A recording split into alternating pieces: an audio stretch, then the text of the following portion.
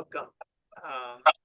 What you've just been watching is the beginning of the big parade that celebrated, in American terms, the end of the war, but in Vietnamese terms, the liberation of the South and the reunification of the country, at least in Vietnamese terms for those who won.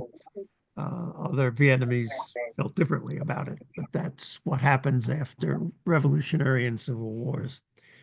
Um, we are going to give you a report back. As some of you know, it was originally scheduled the day of the 30th, and then we ran into a major technical problem. So we're doing it with a little more time for reflection. And I am going to do a bit of an introduction about why we were there. I should say that this video is one of um, a series that has been done by the Vietnam Peace Commemoration Committee. I think we're now somewhere around 32 or 33, um, covering the whole history as we can of the anti-war movement from the people that were involved in it. So this trip was essentially the same. That is, it was an opportunity for people who had been part of the anti-war movement to go back to Vietnam to see to get reminded in a way of what the war had done, to celebrate the anniversary of peace, to learn something about what contemporary Vietnam has become in the last 50 years, including the kinds of challenges it faces, not least of which is a new challenge to its territorial integrity and sovereignty coming from its big neighbor, China. We also were looking at the U.S. Vietnam relations, and you will hear in the course of this program some surprising developments along that front. I am going to now try to pull up, there we go, that map, which I will speak to, will give you a sense of what we did. We started in Hanoi. About half of the group went off to Ha Long Bay on an excursion beforehand. There are lots of meetings in Hanoi with everything from the Diplomatic Academy to the Vietnam Union of Friendship Organizations, which was our host, and some private discussions with Vietnamese friends. We went to Tan Chau, which is 120 miles northwest of Hanoi.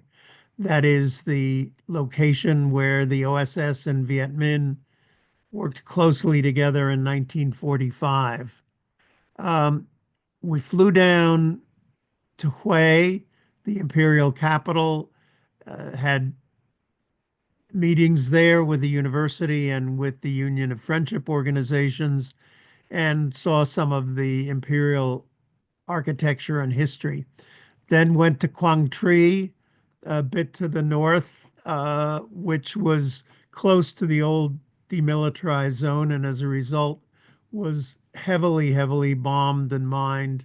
And it was to look at the effort that they're being made by the Vietnamese with the help of American NGOs and U.S. in the past U.S. government money to try to clean up the enduring mess.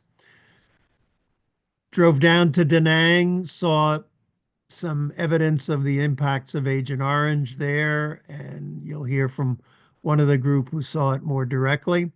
And went down to My Lai, an always important echo of the past that must be remembered. Then, unusually, we flew down to Conchon Island or Condau to see the tiger cages. Very famous aspect of the way the war was fought from the South against its own people.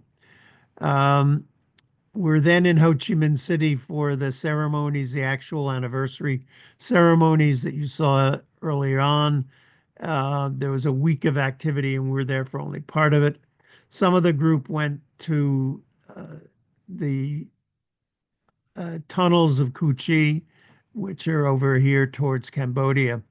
And then a part of the group continued on to Phnom Penh, visiting Angkor Wat and seeing people, Tuol Sleng and Chung Ek and the Mine Action Center in Phnom Penh. And then a few went on to Vientiane and looked at the consequences. There's Vientiane, looked at the consequences there of the war. So that gives you a general sense of what we did. The first speaker is Gail Lopez-Henriquez. Gail. This was my eighth visit to Vietnam. Almost all of my previous visits were also with the Fund for Reconciliation and Development. And the first time I was there was in 1990. The changes over the past 35 years are just astonishing. In 1990, Vietnamese officials and think tank analysts talked to us about the concepts of doi moi, which was then in its infancy. Doi moi is the transition to a socialist-oriented market economy with private ownership of industry and both domestic and foreign capital investment. When they said that 1990 would be the year of the tourist, I laughed to myself because they were so not ready for the expectations of U.S. tourists. At that time, I asked whether their direction under Doi Moi was consistent with socialism. And they responded that the first obligation of a socialist government was to improve the lives of the people. Today, Vietnam is an economic powerhouse. Its rate of growth is among the highest in the world. They have succeeded in improving the lives of the people. It's a popular tourist destination for visitors from around the world, including US, China, Japan, and Korea, all former adversaries. What was most striking to me this visit was the enthusiasm and the pride displayed about the 50th anniversary and about the country in general. Over the years, the American War, as it's referred to appropriately in Vietnam, seemed to be less and less relevant to young people. I was told many times that they were simply not interested in talking about it. So the overwhelming response by people of all generations, and especially young people, was surprising to me. On April 30th, we had to leave our hotel at 4 o'clock in the morning in order to get through the security checkpoints and get to our seats in time for the 6 a.m. kickoff of the parade. And we found the streets absolutely mobbed with people. Many wearing patriotic T-shirts. Some were sleeping on sidewalks and in alcoves. Some were socializing. Food vendors were grilling meat on the sidewalk. They had been out all night waiting to take part in the festivities. What we saw was a celebration of national pride, not a military parade. Lastly, the importance of diplomacy throughout Vietnam's history was really brought home. As a small country that has repeatedly repelled larger invaders, Vietnam could not afford, in the most literal sense, to refuse to deal with former enemies. It's now strategically positioned between its millennia-long adversary, China, and its more recent imperialist invader, the US, both with respect to geopolitics and the world economy. In one of our meetings, a speaker told us a historic anecdote in which Vietnam defeated China in yet another of its attempts to invade. But instead of annihilating the Chinese army, it gave them horses with which to return home. Today, Vietnam welcomes its former invaders, but on its own terms, and celebrates its unique culture and history amidst modernization and development. Thank you. Thanks, Gail. That gets us well on our way. Just, I should have said about structure of this that the chat is at this point closed, so it's not diverting attention. We will open it when we get to discussion. If you have questions, please use the Q&A box and we will try to get to them at the last part of the program. The program will be a series of 3 to 4 minute presentations followed by a discussion among the participants and maybe some guests. And then we will try to address your questions. So the next speaker is Stephen Talbot, who is, I could say for everybody that there's bios that you probably have seen already. I will put them on the link on the chat, but Stephen's most greatest uh, aspect of fame for this trip is as the director of the film The Movement and the Madman, and he'll say something about the reaction to that. Stephen. Hi, thanks, John, and everybody. Um, First of all, I just want to thank John and his wife, Mary, and our guide and translator in Vietnam, Quinn, for putting this whole trip together. It was an absolutely amazing trip. And for me, it completed a real circle. I was first in Vietnam. The only time I'd ever been there before was in 1974. I had made a film with friends of mine about Vietnam veterans against the war, demonstrating in Washington, throwing their medals away, that famous demonstration. And as a result of that film, my friends and I were invited to North Vietnam to report on what it was like 1 year after the signing of the Paris Peace Accord, which had ended the bombing of North Vietnam. The POWs had come home, but the war was still raging in the South. We went, and frankly, we were extremely excited, but we were also nervous because we felt extremely guilty about what our country had done to Vietnam. And the most astonishing thing, and my takeaway from that trip, was how open and forgiving and welcoming the Vietnamese people were to us at that time. It meant everything. But it was a grim time there. We saw that Bach Mai Hospital, the largest hospital in Hanoi, had been bombed. It was still damaged, it had not been repaired yet. And the further south we went in the country along Highway 1 down toward Quang Tri Province, which, as John mentioned, was the most heavily bombed part of the country, it really did look like a moon landscape. There were bomb craters that were overlapping. And when we got to the city of Dong Ha, it basically didn't exist. So the astonishing thing to me this time is to come back and see a country that's, rebuilt, that's reborn, that's resurrected. Dong Ha is a thriving small city now in Quang Tri Province. That, to me, in some ways, that was the most amazing thing that I saw. So it was a great trip. It's a youthful country. It's a colorful country. It's a country that's open to trade and investment and tourism, as Gail said. It's a country that has managed to reduce its poverty rate from very, very high, 60, 70%, by world measurements now to 4%, only 4% of the population living below the poverty line. So it's made great, great strides. Because Robert Levering and I, who you'll hear from later, had made this film, The Movement and the Madman, we were interviewed on Vietnamese television along with other members of our delegates. You can see that on YouTube. I'll post the link in a bit. They broadcast The Movement and the Madman translated into Vietnamese, and we met on this trip the former Vietnamese ambassador who had translated the film.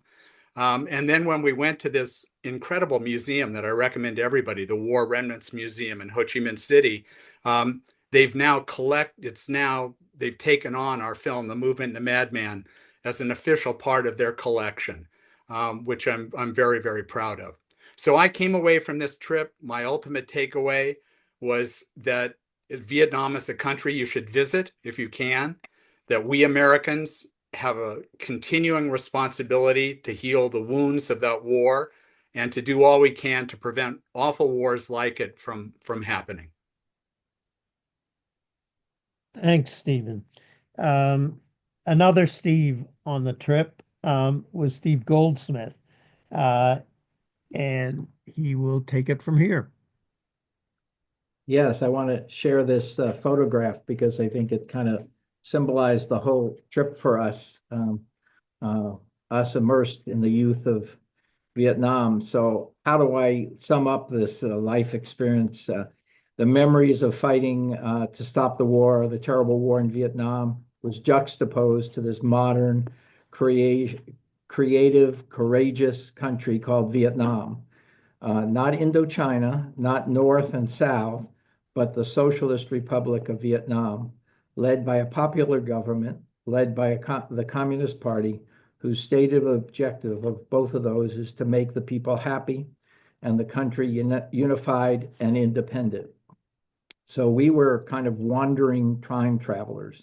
We visited the My Lai Massacre Memorial, and then I came home to learn that most people don't know what happened there. We visited the War Remnants and Peace Museum with thousands of people. It was jammed both times that I was there. The Women's Museum in Hanoi, the tiger cages, but was that really Vietnam today?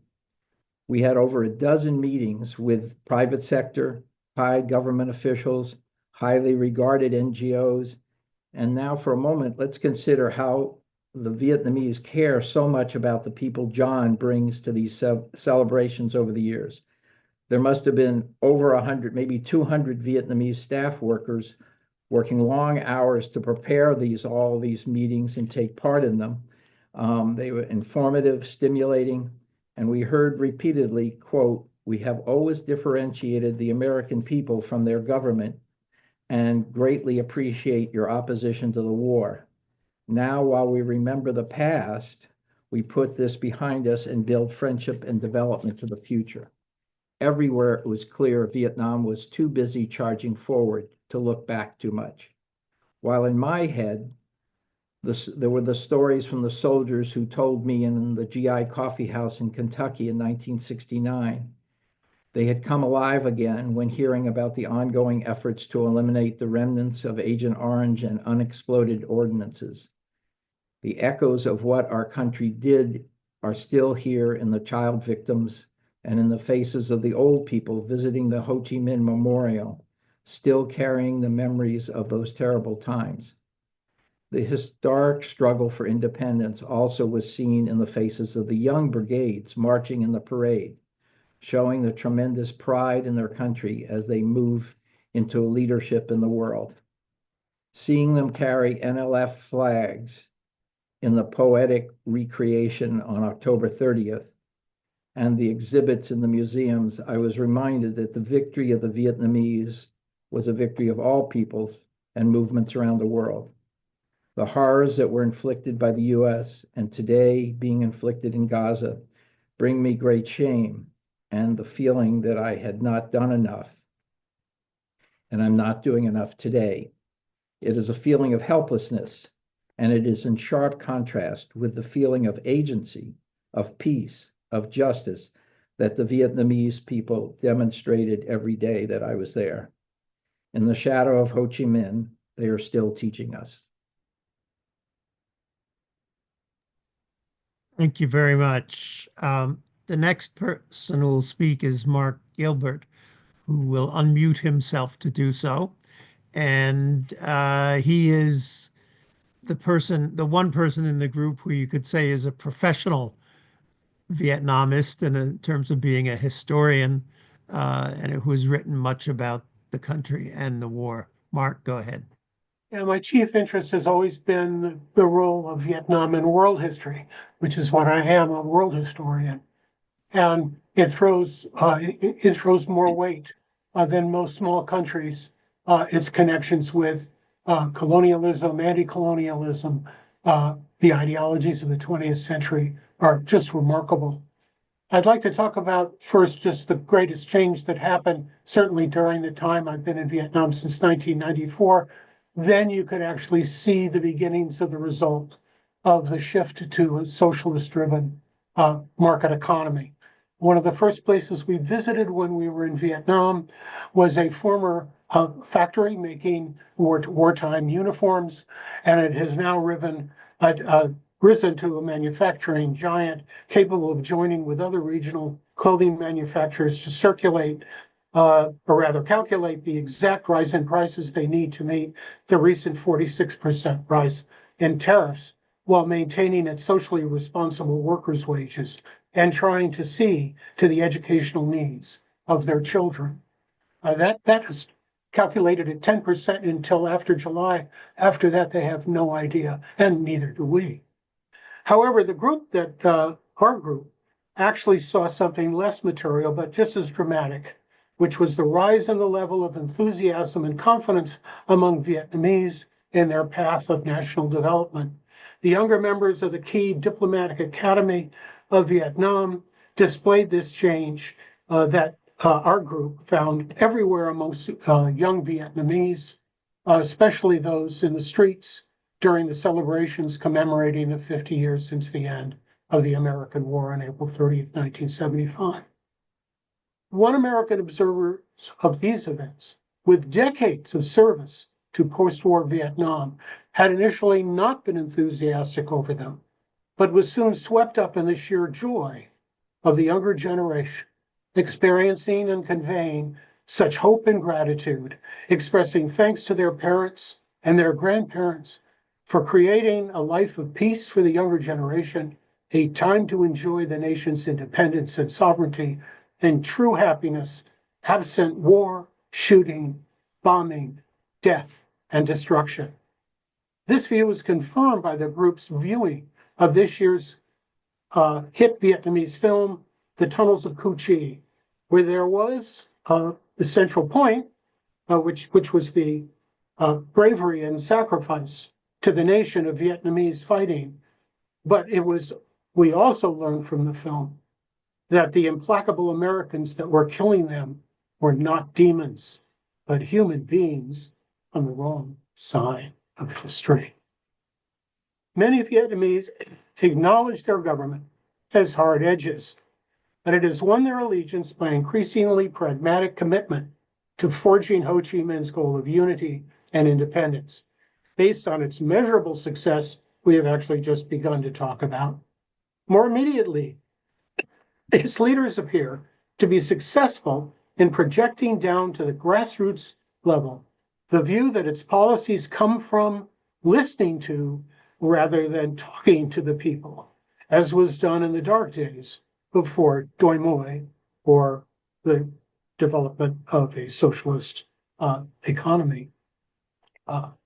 Certainly, this group's discussion with those leaders, such as we gathered at the newly re-energized Fatherland Front, are making unprecedented effort to openly discuss the nation's challenges and are confidently reaching out as never before to non-governmental organizations, inviting them to join in the building of the nation of Vietnam. Another stark change from the past, but one will have great meaning for us in the future. Thank you. Thanks very much, Mark. Terry Provance is on. Don, thank you, and good evening, all. The first time I visited Hanoi was March 1973, 2 months after the infamous and horrific December 1972 so-called Christmas carpet bombing of North Vietnam.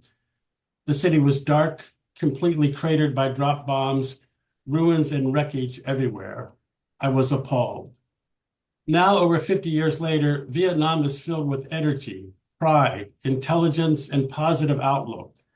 Its success and progress are still not proportionate to the pain, suffering, and death it experienced.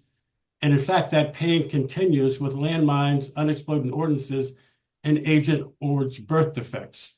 But no other country deserves more and better, as does Vietnam. Many of you will recall that a few months ago, VPCC hosted a webinar to analyze the impact of the U.S. anti-war movement. While in Vietnam this time, we asked several people there what they thought and felt about the U.S. anti-war movement, and we were pleasantly surprised and touched by their responses. At the Diplomatic Academy in Hanoi, Nguyen Hong Song, who chaired the meeting of his department with 8 other staff present, first emphasized people-to-people diplomacy as foundational for the relationship between Vietnam and the United States. This, in addition to state-to-state diplomacy, is key and embodied by attendance at numerous think tanks in the U.S. He mentioned the Center for Strategic and International Studies as an example. He went on to say that Vietnam did not fight the American people, it fought the policies of the U.S. government, and that the U.S. anti-war movement was a huge encouragement to the people of Vietnam. In Quang Tri, a Project Renew, Director No Xuan Hien went as far as to say that the protests in the United States helped to end the war earlier. And he has been and is grateful to people and funding sources from the U.S., which enabled the organization to remove landmines and dangerous explosive weapons, which often maim and kill children caught playing with them. One person present was Ho Fan Lai, who lost both legs and one arm. I was glad to see him again, as he has been to D.C. and has spoken at several venues here and in the United States. Please understand that in our meetings with so many people, we did not have occasion to have in-depth discussions, and very many topics were touched upon. But perhaps the most impressive voice we heard was from Do Van Chien from the Politburo and secretary to the party's executive committee at a meeting organized by the Vietnam Union of Friendship Organizations. In Ho Chi Minh City, after the celebratory morning parade, he expressed gratitude for the anti-war protests and activists, and even particularly called upon friends in the U.S. today to assist Vietnam once again as it navigates the dangerous terrain of the Trump administration, tariffs, absence from the 50th anniversary events. Indeed, it was the Vietnamese who defended their independence, resisted reckless violence, and defeated U.S. aggression. And at that time, there were over 92 countries which expressed support for Vietnam and against the American war, as well as a multitude of friendship organizations. Let us all be mindful that our anti-war movement boldly challenged and opposed our government's war, its crimes, its lies, its injustice, and its inhumanity. Thank you. Thanks, Terry. The speech that Terry referred to is available on our blog and was listed in the last, I think in the last newsletter, but in any case, I'll put the link on the chat. The next speaker is Robert Levering. Robert, who also was the producer of Movement and the Madman. So he carries part of the honor for both its creation and for the treatment by the Vietnamese. Robert. Thank you, John. I wanted to basically follow up on what Terry has so eloquently described as the way that the Vietnamese are so appreciative of the work that those of us that were opponents to the war. And this was reiterated time and time again during our trip. And what I'm going to do is just list a couple of more specific examples of that. First off, Steve Talbot, the director of our film, mentioned that our film was actually shown in Vietnam. Now, this is, if you think about it, this is a pretty remarkable thing to have on national TV, a film about the anti-war movement, given, prime time viewing. And it was also, as he mentioned, it was not dubbed, but they had subtitles in Vietnamese. So they put a lot of work into that. And Steve also mentioned that we were interviewed. And I thought that what was going to happen was, an interview on Vietnamese television, which they did much, much more than they needed to do. They developed a 45-minute, very, really high quality production, where in addition to the interview between the two of us, they had excerpts from our film, excerpts from Steve's film from 1974, and interviews of various people in our delegation. When we were at the so-called Hanoi Hilton, and also down in where we were near Da Nang, where we were seeing a rehab place for victims of Agent Orange. But anyway, they put this together and showed it again on national TV at prime time while we were there, a 45-minute production. And I think Steve said that he would put a link in that into the chat. But I think you all would find that very informative about some of the reactions of our delegation to our trip. And finally, I just mentioned a couple of other specific places that we saw evidence of this. I mean, that in Hanoi, in the Women's Museum, part of the exhibits they have are from the American anti-war movement. The War Remnants Museum in Saigon or Ho Chi Minh City had a very extensive, one whole wall had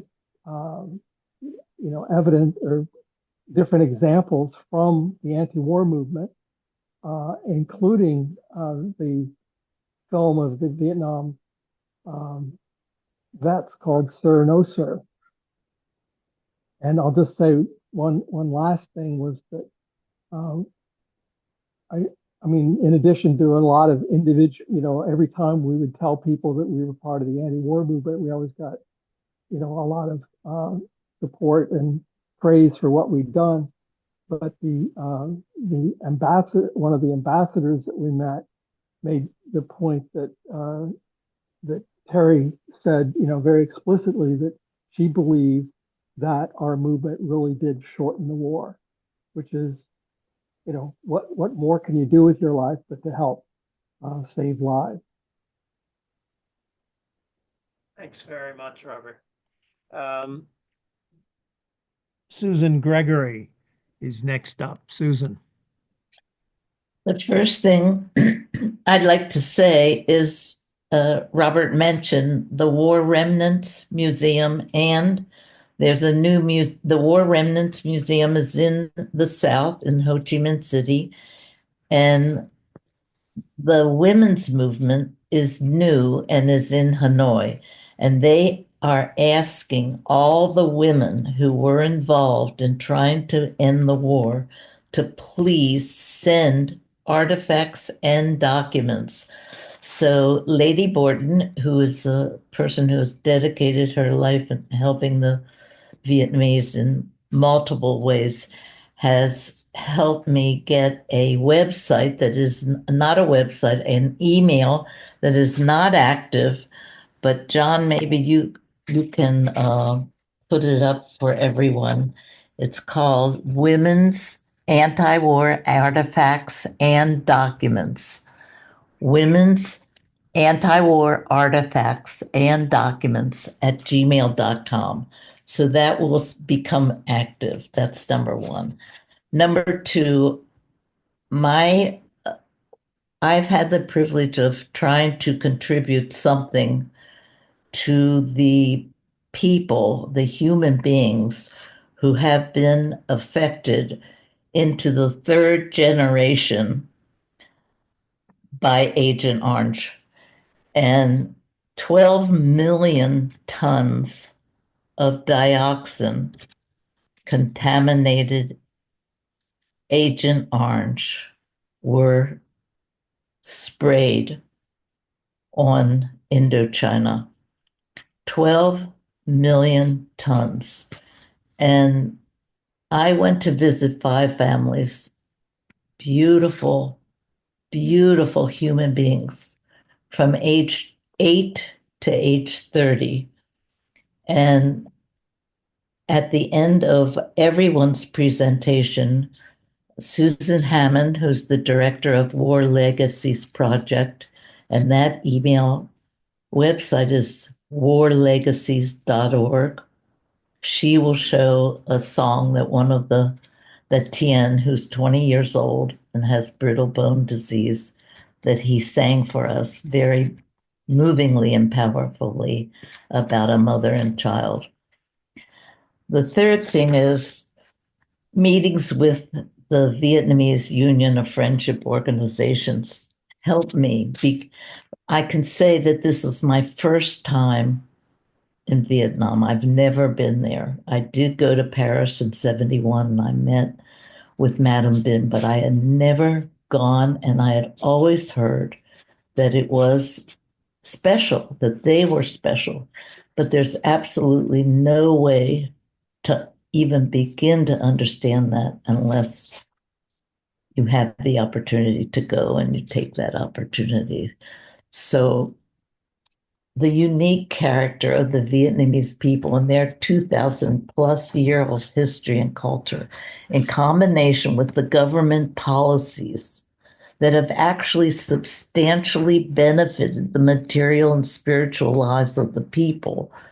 So they allow free commerce, they allow freedom of religion, and the unity between those elements is cherished.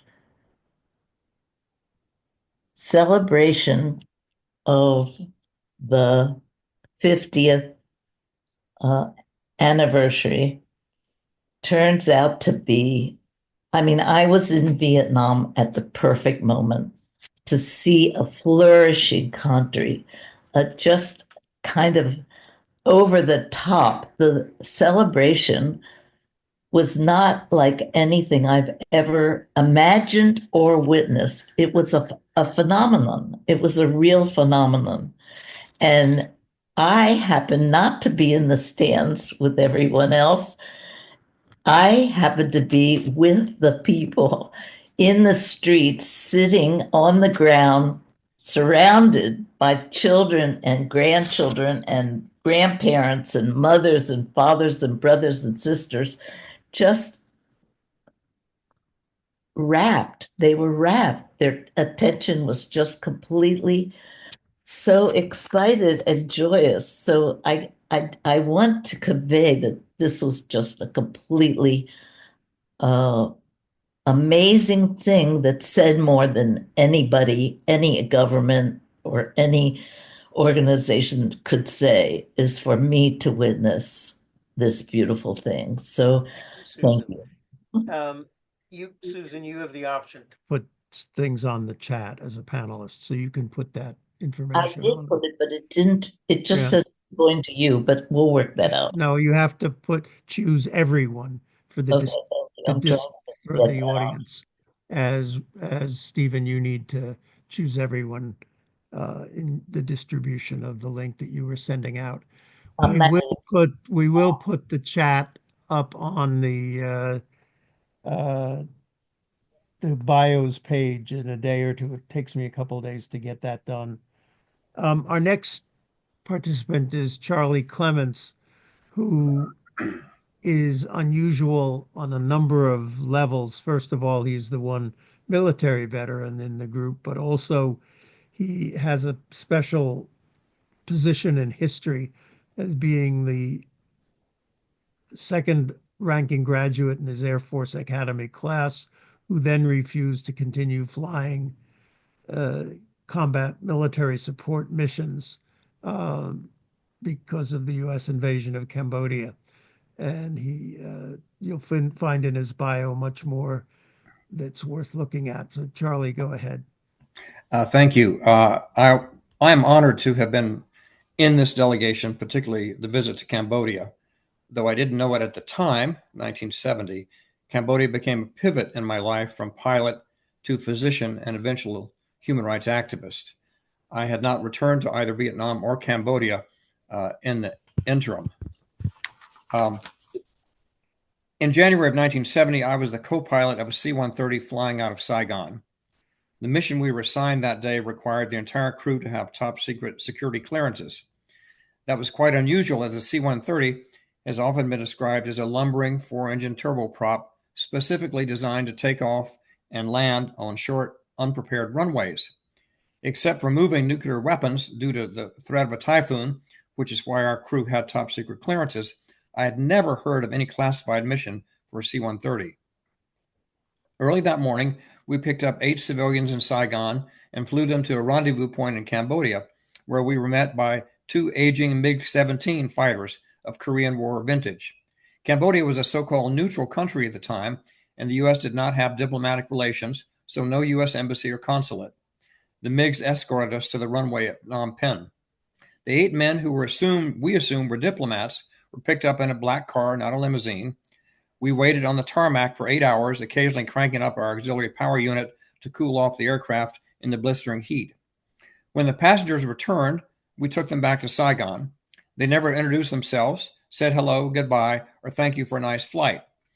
If you've ever ridden in the back of a C-130, you may understand why. It's very noisy. The seats are canvas webbing hung from the walls. There's a relief tube for male passengers, but no accommodation for female passengers. There's no air conditioning and no way for anyone in the cockpit to communicate with passengers. 2 days later, in a bar in Saigon, as young men will do, I boasted that I had recently participated in a diplomatic mission to a nearby country. A man, one of 3 with whom I was drinking, appeared to be in his 40s, immediately guffawed and said, "You're pretty damn naive, Clements, if you believe that diplomatic crap. I had a team on your aircraft which was arranging the overthrow of Prince Sihanouk. When he goes to Paris for his annual medical leave in 60 days, a palace coup will take place, leaving a general named Lon Nol in power. 60 days after that, we'll be invited to invade Cambodia." I was led to believe that he was CIA and just assumed his comments were the typical one-upsmanship common in war zones. But 120 days later, I was shuttling plane loads of combat-ready American soldiers to a protrusion of Vietnam into Cambodia called the Parrot's Beak, sometimes described as the end of the Ho Chi Minh Trail. It was clear the invasion predicted in that Saigon bar in January was imminent. Though I was a distinguished graduate of the Academy and a decorated pilot, on April 30th, 1970, I refused to fly further missions in Southeast Asia.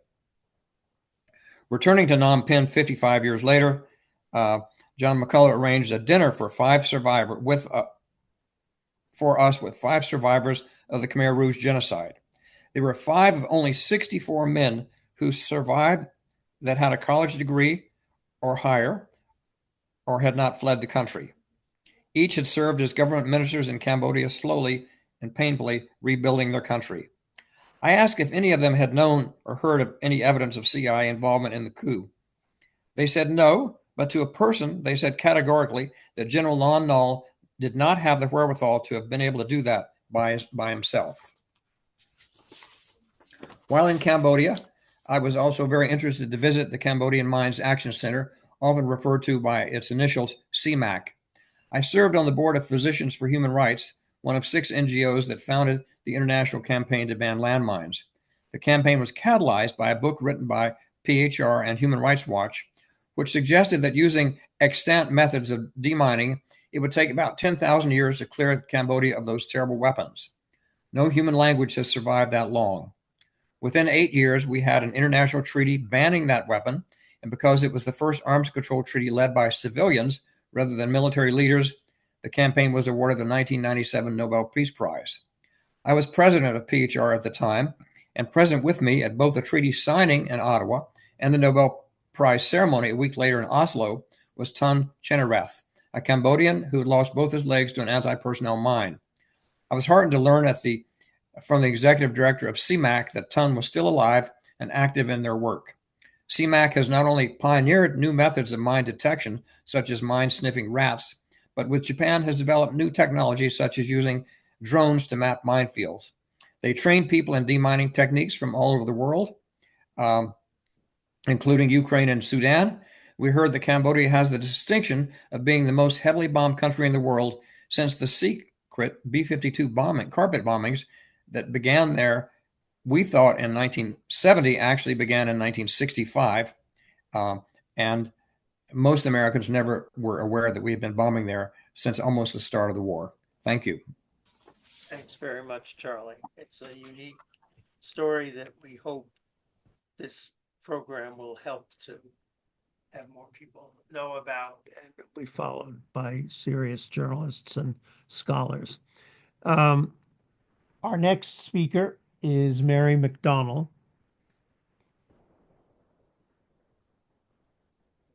Thank you, John. Well, for me, this was really an exciting trip to be able to return to Vietnam for the first time since 2019, when I finished 30 years of work in academic training and research cooperation with my counterparts there. It was wonderful to have some emotional reunions with many friends that were made during that time and to see some of the long-term impacts of our projects. For example, I was really gratified that helmets were still on the heads of motorbike riders, having been involved with the Atlantic Philanthropy's work to do this back in 2007. A friend told me that the reason compliance was still so high after 20 years is that revisions in government fines had kept pace with the rising incomes. Like Stephen and others, I immediately noticed how welcomed, genuinely well-hosted and cared for we were, despite arriving during stressful times in U.S. relations with Vietnam and other countries in the region. This genuine gratitude for our presence was similar to our reception during my first trip in 1986, just after the Sixth Party Congress that ushered in Doi Moi, that Gail and Marc spoke about. In welcoming our delegation of academics at that time, the foreign minister told us he wanted the evidence to understand the socioeconomic situation of the people so the government could make sound policy. He was tired of being told everything was just fine, what they thought he wanted to hear. When he could see that the urban and rural poverty was rampant, and he knew the per capita income was just $200. He told us that while relations between our countries were far from normal, academics and researchers should work together to do the needed research in advance of politics, and that the politicians would follow. This initial opening was followed by decades of partnership between the US and Vietnamese counterparts in multiple sectors, including business. In recent years, Vietnam became a middle-income country, in large measure due to producing goods for American consumers. The strong people-to-people cooperation was followed by increasingly improved relations between the US and Vietnam until in 2023, they signed a comprehensive strategic partnership agreement, helping both countries navigate the growing strength of China as allies. This is a good post-war story until now. When our delegation arrived this April, despite these decades of mutually beneficial cooperation, we found ourselves once again walking in advance of politics, as tariffs threatened to undermine especially small and medium businesses supplying US companies like Costco, and US diplomats were suddenly, only days in advance, told not to attend the 50th anniversary celebrations, despite long-standing plans to participate. At the last minute, our government allowed one diplomat, the Ho Chi Minh City Council, to attend. But the people-to-people delegations we represented remained the broad face of America at these critical celebrations. And we felt that responsibility. At a meeting later on April 30th, which has been mentioned by Terry, I was struck by the remarks of the same high-ranking Vietnamese official. Because if I closed my eyes, this could have been a high-ranking American official of a few years ago saying the same words. Do Van Chien talked about Vietnam's values of peace, cooperation, development, the importance to Vietnam of the principles of the UN Charter, international law, and respect for independence, sovereignty, and territorial integrity. In looking forward, Chien spoke about goals like democracy and social progress, including plans for providing fully free K-12 education, full healthcare coverage, and good quality housing for all in the coming very few years. In addition, I learned from friends that Vietnam is in the midst of a set of radical administrative restructuring as significant as Doi Moi, and people are very excited about it. The intent is to bring government services closer to the people, invest in more remote areas so there are more cities like Hanoi and Ho Chi Minh City, improve urban planning, and reduce the impacts of climate change. So from what we saw and heard, Vietnam faces its future with confidence and with hope. Thank you. Thanks, Mary. Matt Meyer is the last of the speakers, so please go ahead. Thank you, John. I am also part of some of the co-sponsoring organizations, the Secretary General of the International Peace Research Association, former national chair of the War Resistance League, and a friend of Syracuse cultural workers. And I also had the distinction of being one of the younger members of the amazing delegation you've just heard from. I was only a year and a half when the Tonkin Gulf incident took place. And I started my political work as a late teenager as a draft registration resistor of the 1980s. But it was always Vietnam, anti-war activists and Vietnam veterans that contextualized my early years and my life as a peace activist. People like Grace Paley, Dave Dellinger, student activists like David Gilbert, Zohara Simmons, Vietnam veterans like Clarence Fitch and Greg Payton, and some of the people you've heard from today. And I want to talk about people, U.S. and Vietnamese, then and now, in my couple of minutes. We were there, in addition to this group you've heard from, my amazing co-delegates, with another delegation from the National Council of Elders, and one of their elder members, Myrna Pagan of Vieques, talked about being part of the Puerto Rican movement and the Vieques anti-military movement that was a staging ground for Agent Orange and ordinances. And as we went to Project Renew, dealing with people who had limbs blown off because of landmines and unexploded ordinances, as we went to Agent Orange schools for children of those who were affected, those real people connections, and especially these emotional connections between that part of the U.S. empire where there were trials of these ordinances, and then where they were actually used in warfare, were deeply intense and impactful. And John, as our delegation leader, is one of those, I would say, one of the few who recognized something that I was reminded of many times, that August 30th, 1975 was the end of not the Vietnam War, but the U.S. war in Vietnam. It was not the end of Vietnam. And I'm going to introduce now a video that we're going to have just before we open it up to Q&A of one of the extraordinary Vietnamese leaders we met with, Madame Ninh. And she explained that her predecessor liked to say, when he was talking to U.S. friends and delegates, people to diplomacy back in the day, that we need to remember that Vietnam is not the name of a war. It's the name of a country. And since 1975, the Vietnam War ended, but Vietnam continued, and we have 50 years of lessons still to learn, lessons that John and others have helped us learn and are continuing to learn by keeping these connections alive. And I guess it's just worth saying that Madame Ninh says it better than I could.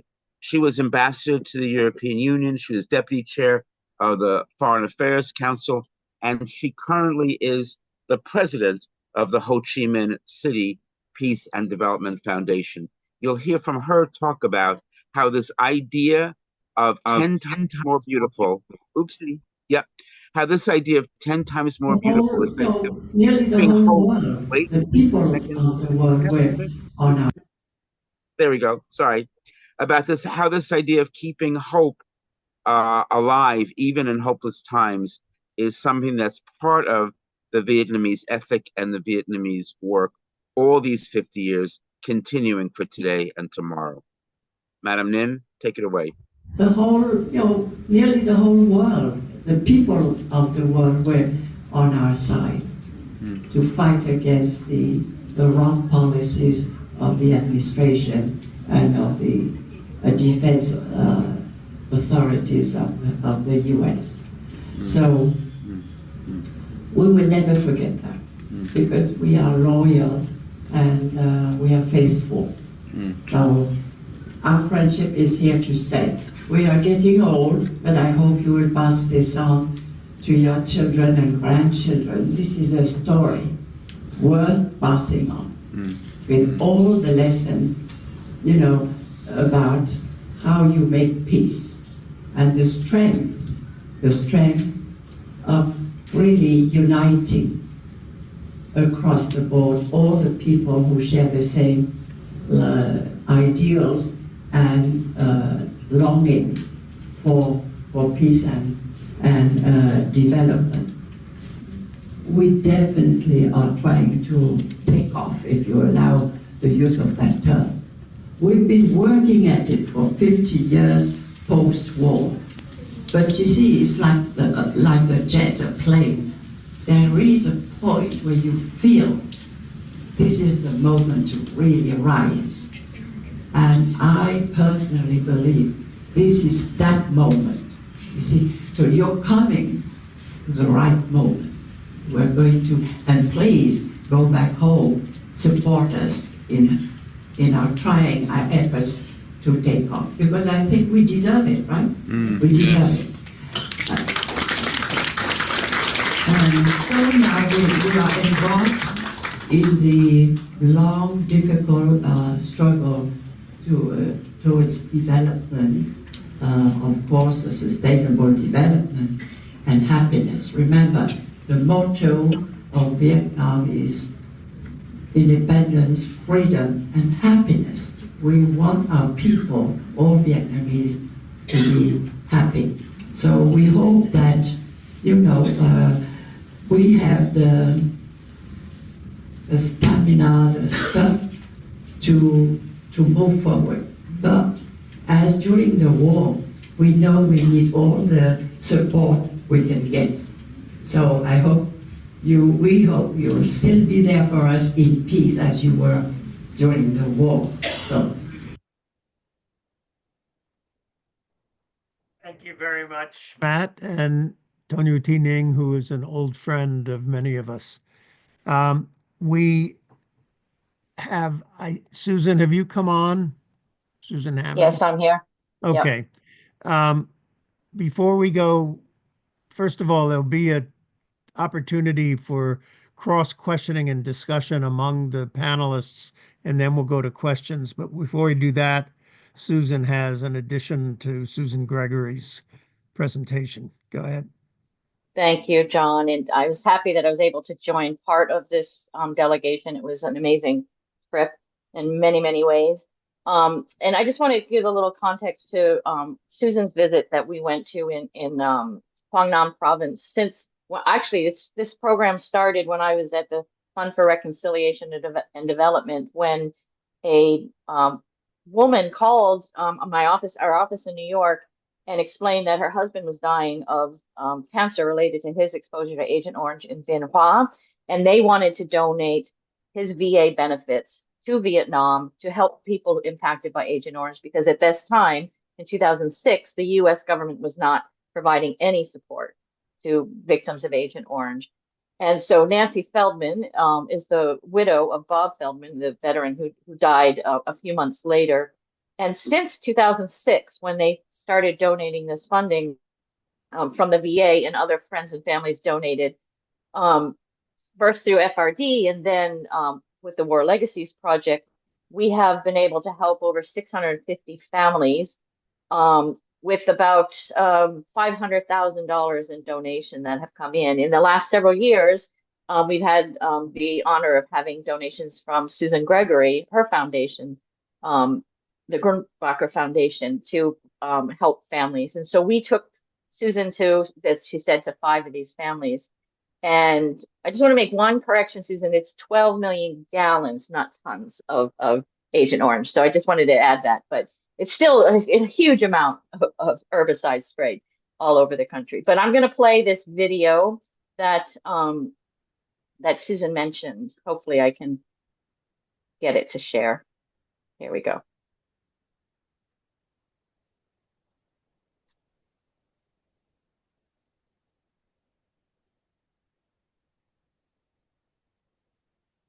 You didn't do sound, Susan. You have to check the box for sound.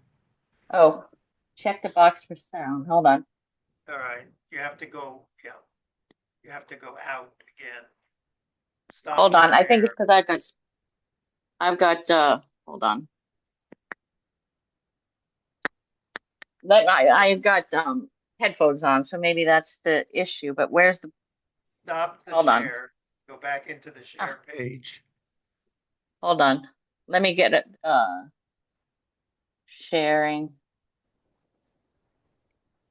I'm not sure how to do that, John. So stop the share. Get out of share right okay, now. share sound. Hold on. I see that. Okay. Okay. We'll try this again. 2 boxes to check. Share sound. And there's another Optimize box for right video there. You sharing, also maybe. have Okay. to check. Okay. We'll try this now. Đời con sẽ không quên tình yêu thương mẹ cha đã dành cho con. Người ơi, tình yêu bao la, kéo như câu chú chưa cho bao nhiêu nỗi nhọc nhằn trong đời của người. Okay, I hope you heard it that time. Yes, thank you. Sorry about that. And Tian is a wonderful, wonderful young 20-year-old who has, as Susan mentioned, brittle bone disease. He's one of the many, many, at this point, he's a second generation impacted by Agent Orange. And one of my biggest concerns, and it's been mentioned, I think, a little bit, that under the current Trump administration, there has been a halting of aid. The cleanup of the Bin Hoa Air Base is back on track. That I don't have any fear. I was just meeting with State Department officials yesterday in DC. They're really supportive of making sure the cleanup of the Bin Hoa base continues. But the assistance to people impacted by Agent Orange is something that I fear is going to be halted, and we may going back to that day back in 2006 when the only funding going to help people impacted by Agent Orange from the U.S. were people who were generous Americans. So we hope that's not the case, but if you can reach out to your congressional officials, please mention how important this is, because working on war legacy issues with the U.S. government has been vital and a real foundation for U.S.-Vietnam relations improvements over the last 30 years. And if we do not continue working on these war legacy issues, it can seriously impact this relationship. So thank you. It's worth noting also Laos and Cambodia landmines, especially in Cambodia, unexploded ordnance, especially in Laos, are also affected by the funding from the U.S. government that has, to say the least, become uncertain under the Trump administration's policies.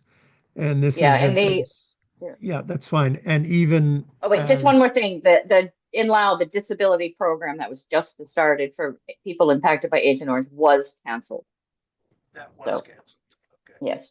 Thank you. So, and as Mary mentioned, the whole issue of tariffs is dramatically affecting the situation of especially Vietnam and Cambodia, to some extent also Laos.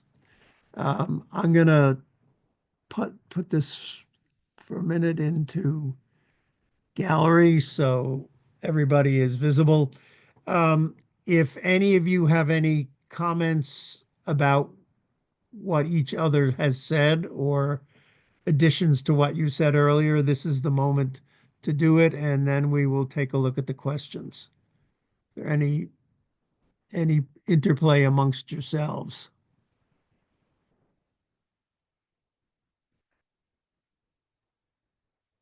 Charlie, go ahead.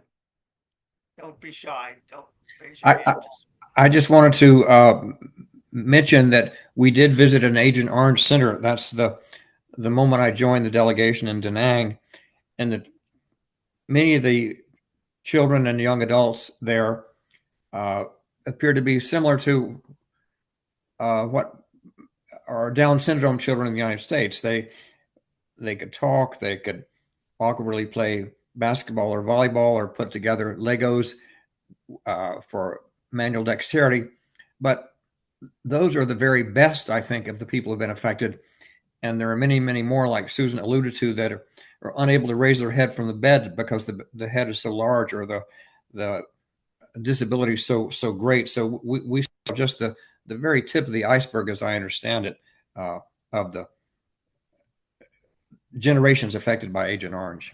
Yeah, Steve Goldsmith. Yeah, I over and over again, they thanked us for what we did to stop the war, but I think it wasn't fully recognized how much that anti-war movement helped the United States break open the thinking, which led, following the civil rights movement, on to broader issues and other rights or things, all stemmed out of that, grew out of that movement that happened. So I think our country benefited in a way as much as Vietnam may have benefited. And I think that the other thing was, in the exhibit, as mentioned in the War Remnants and Peace Museum of Ho Chi Minh City, was the stuff about the American movement was really only one, and there were 80 pictures from 80 different countries of Romania, of people all over the world protesting that war. And I think sometimes we think we were it, but we were just part of it. Yeah, Mark. You're muted, Mark.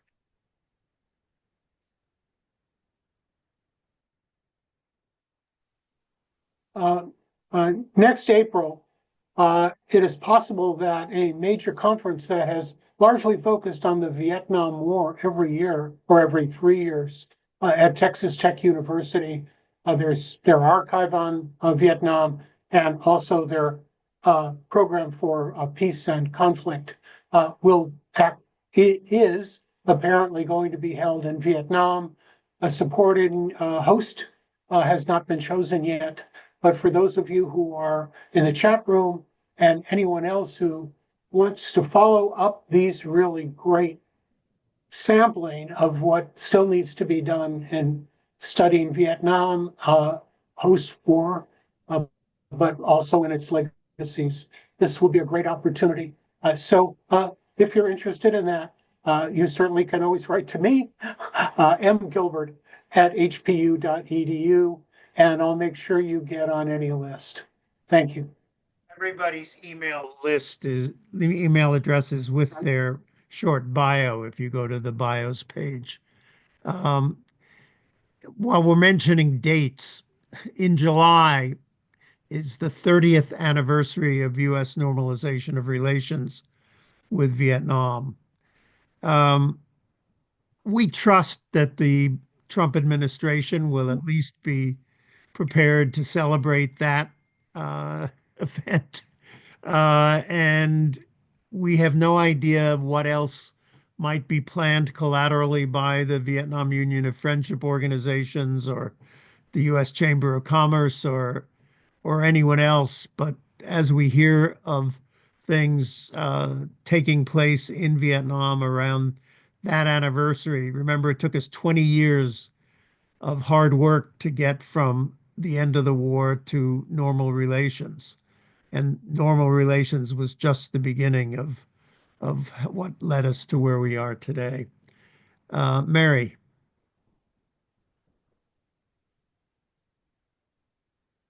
Thanks.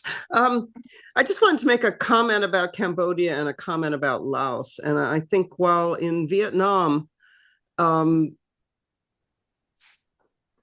it's very important for the Vietnamese and the US to balance the China issue. But in Laos and Cambodia, there's much more of a sense that the U.S. has abdicated its interests there. And you could look at the English language newspaper in Laos, and it was 17 pages long, or 16 pages, I guess. And there was only one mention of the US. And the headlines were really about cooperation on rare minerals with China, or Cambodia and oil and gas in Cambodia with Russia and China. So I think, that's an issue for us that we should really think about. The other thing about Cambodia is that Cambodia, like so many people were struck in Vietnam at the thriving society and thriving metropolis that we visited. In Cambodia, which had been so devastated by the KR, you now have a really amazing, thriving metropolis in Phnom Penh. I hadn't been there in 20 years, and I was completely amazed at what I saw. So I think, what someone said about the country, about this small group of intellectuals who have rebuilt the country, they have done an amazing job of it, and they've passed it on to the next generation. And this sense of duty. And, I asked a woman whose husband is a minister, and she's a real estate mogul, and she has 4 children. And I said, "You have 4 children and you're doing all of that?" And she said, "Yes, it's our duty to repopulate the country. We need to do this." And that was one of the sort of shocking moments for me, to bring that home, that yes, that population was cut in half in the KR period, and they are in the process of rebuilding their population. It's worth noting Charlie's story focused for me something which had been on the periphery.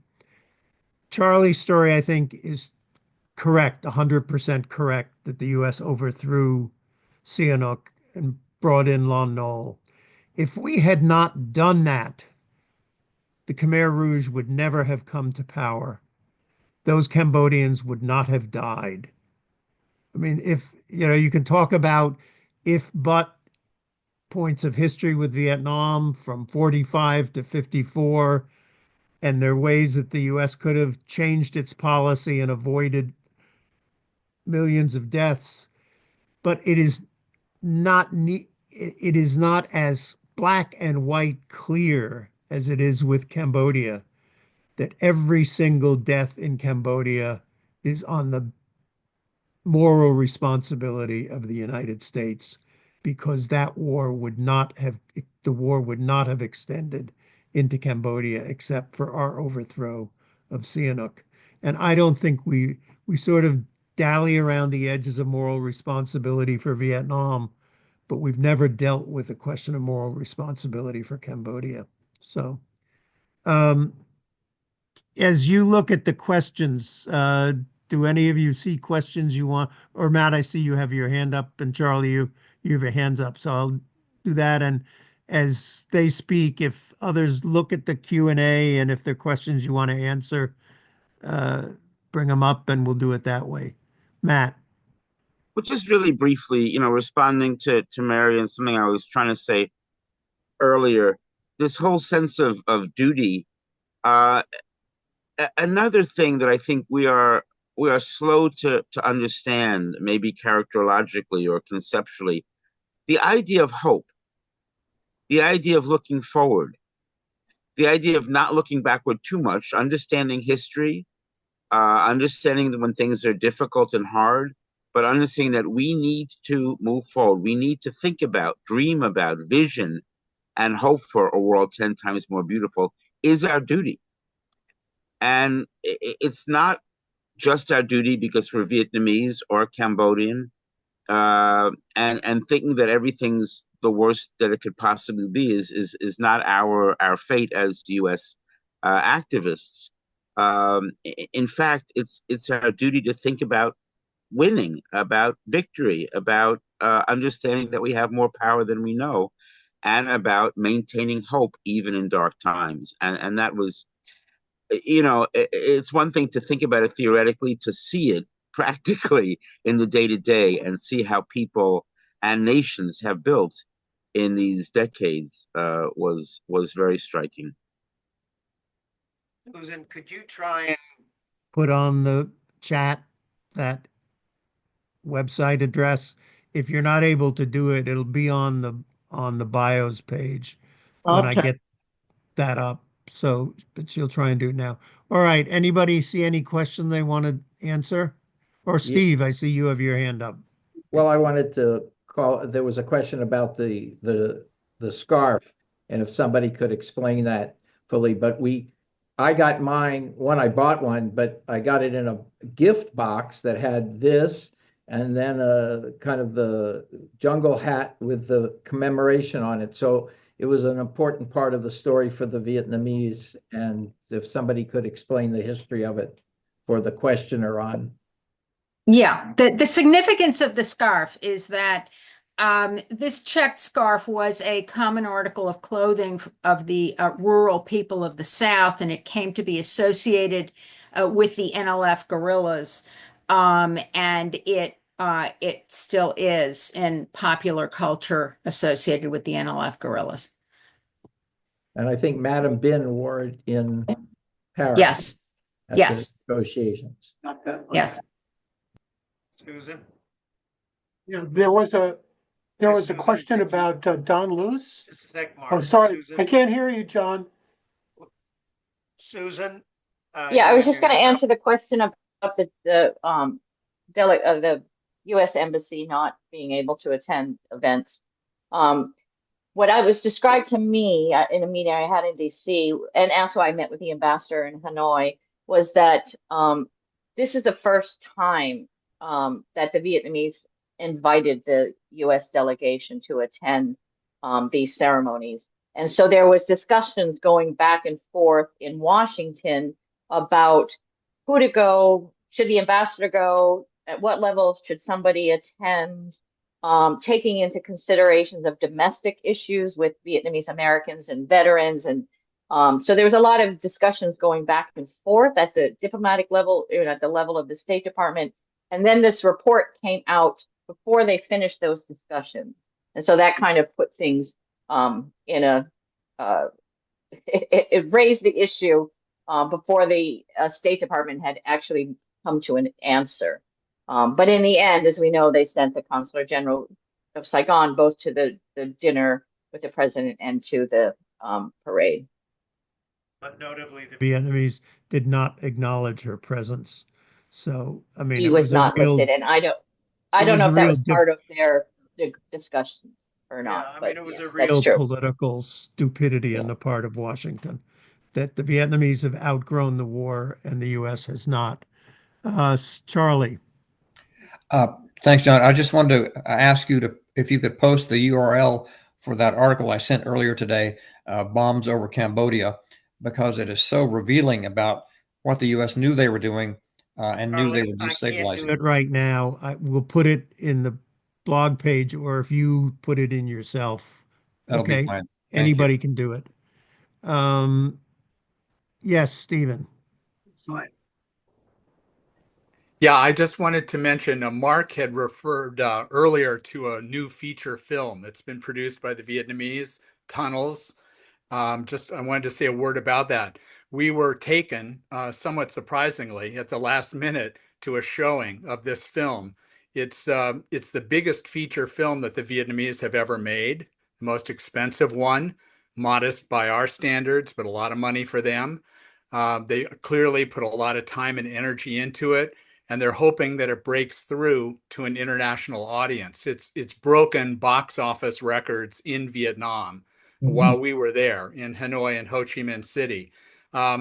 It's a very harrowing film. I would describe it as a kind of Vietnamese version of Oliver Stone's movie, The Last Platoon.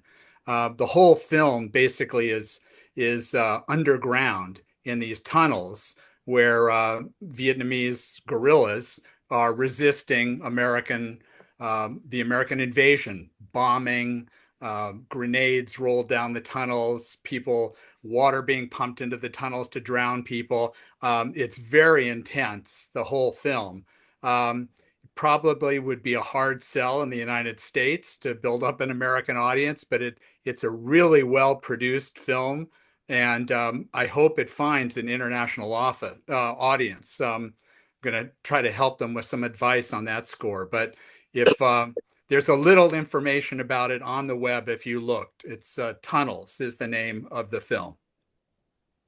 And it was shown to respond at to one of the questions, Steve. It was shown at the super advanced deluxe mall, 6 stories and really jazzy, and that kind of blew my mind away at an AMC type theater. And they gave us popcorn too. Steve, you wanted to answer one of the questions?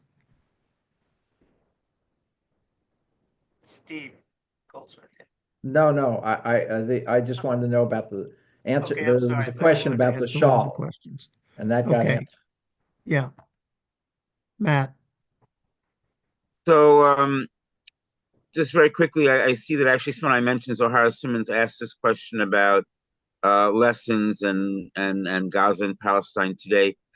And I think it's an important and relevant question, in part because, it was raised in several other discussions that Vietnam also has not severed relations with Israel, even as it supports Palestine and the Palestinian cause. And so I think the one-word lesson, if one were to look at the time, realize we have very little time left, and we have to go into big summaries now, is pragmatism.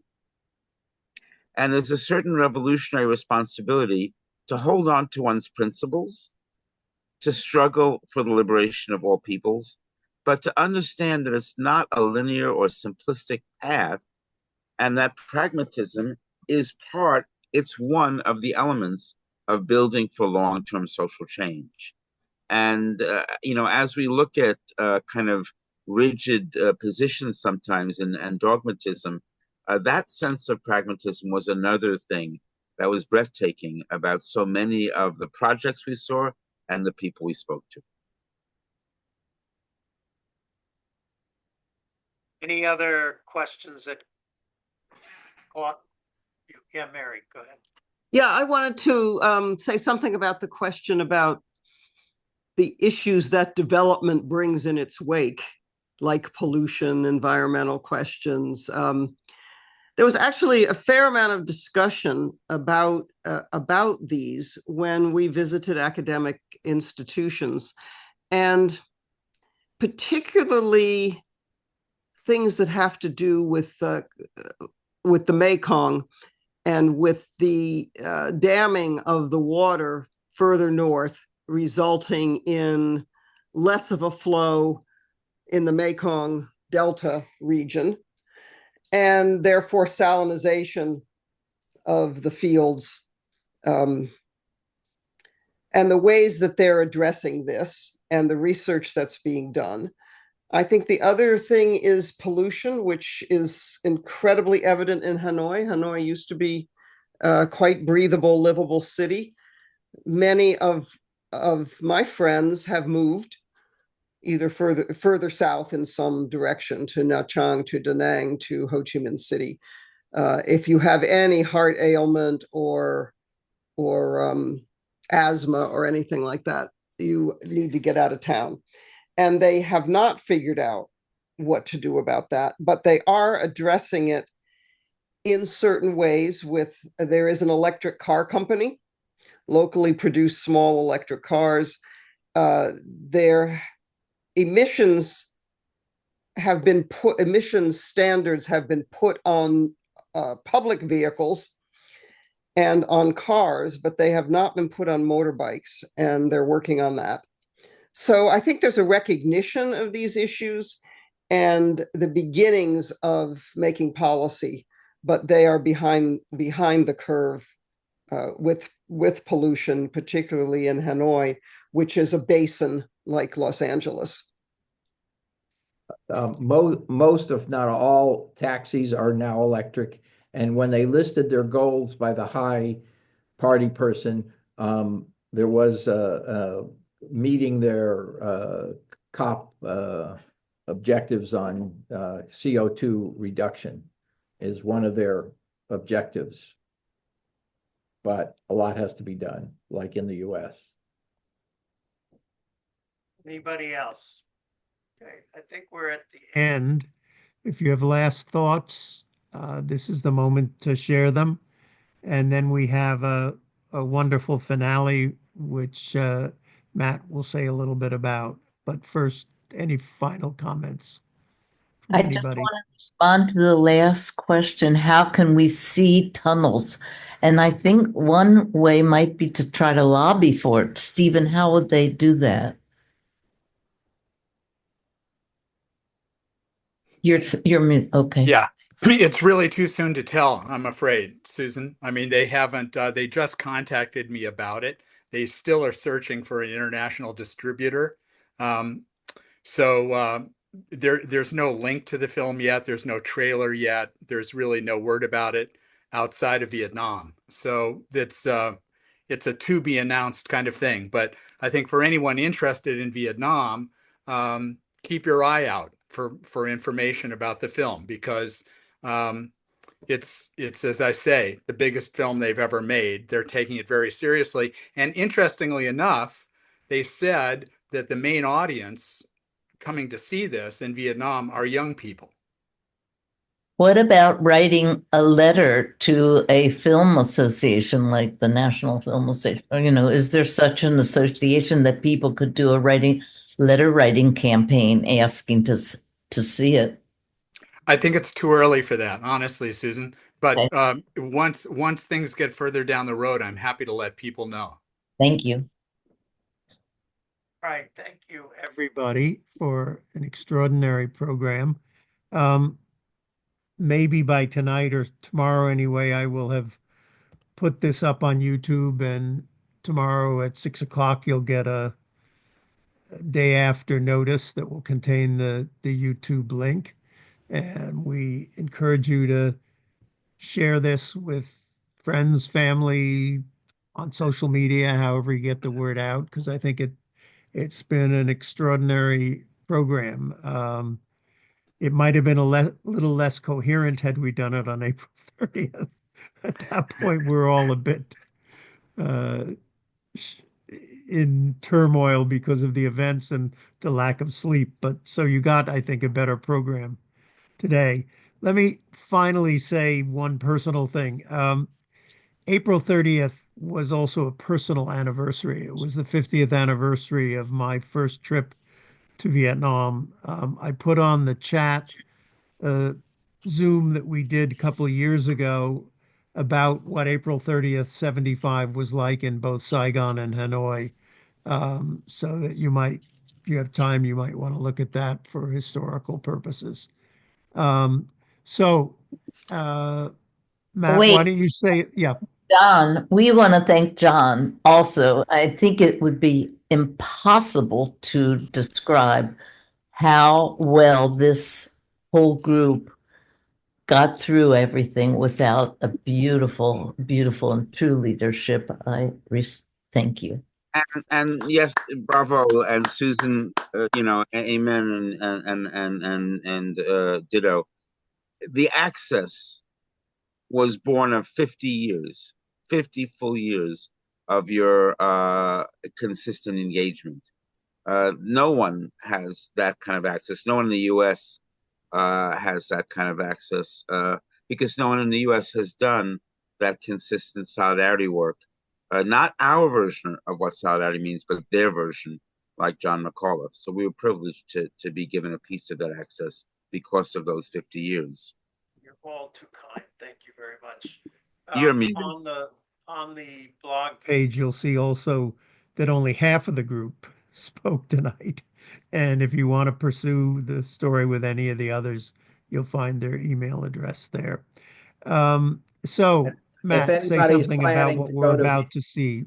So anybody, very quickly, we're going to outro this with another Vietnamese woman, the voice of a young woman born in Vietnam and adopted at a very young age by a U.S. non-Vietnamese U.S. couple, and brought to the U.S. some 23 or 24 years ago. A couple of years ago, she got interested in her birthplace, went back to Vietnam, and quickly was recognized because of her singing and songwriting talents. She became a peace and cultural goodwill ambassador for the Ho Chi Minh City Peace and Development Foundation. The day before the major celebrations, as a part of a friendship meeting we had, we got to hear her sing this rather special song, which we think all of you will recognize and will be our outro for today's event. So this is Amy Corey singing to us at the 50th anniversary.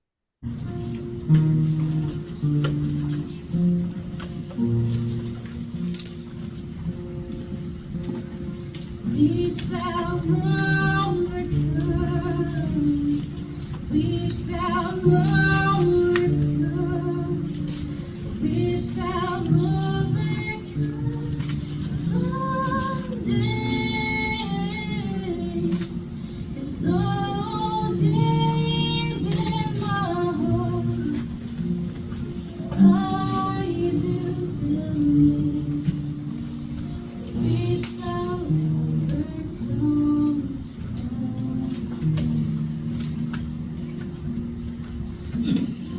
We all in hand. We walk hand in hand. And we walk hand in hand someday. It's all deep in my heart. I do believe we shall overcome.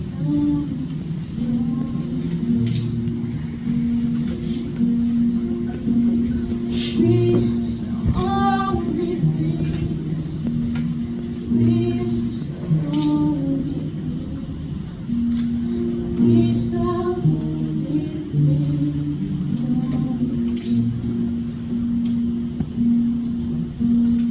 We are not afraid. We are not afraid.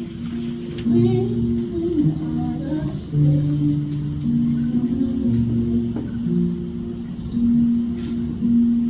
We shall overcome. We shall overcome. We shall overcome someday.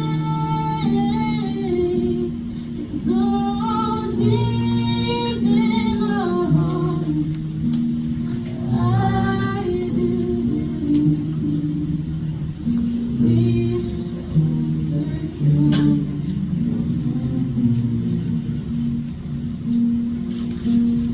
We shall overcome.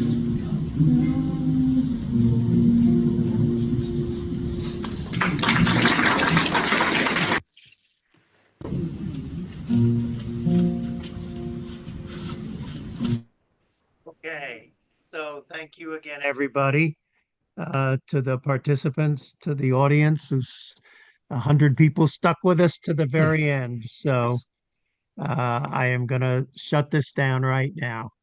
Take care. Bye-bye.